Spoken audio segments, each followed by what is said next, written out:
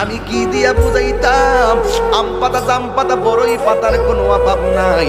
কোনো পাতা দিয়া বড়ই, কোনো পাতা দিয়া গরম জল করে না। বড়ই পাতার পানি দিয়া কেন গরম জলটা করে?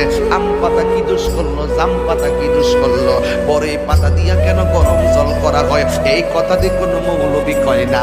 লাল কাপড়, নীল কাপড়, হলুদ কাপড়, কত কাপড় দেখলাম। কবরে কাপড়টা কেন ভাইজান সাদা?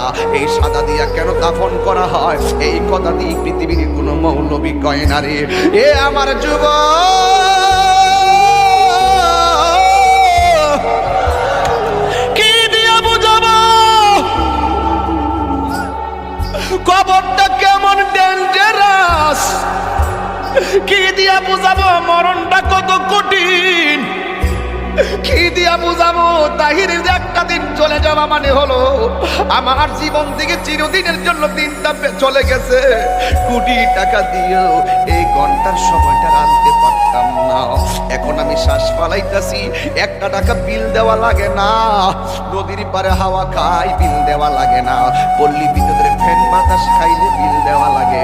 আইসিইউতে ঢুকে গেলে দিনে 50,000 টাকা গোনা লাগে। আমার আল্লাহ যে কত নিয়ামতের বাতাস আমরা ঢুকাইতেছে, বাইরে কইরাইতেছে, একটা টাকা বিল নেই না।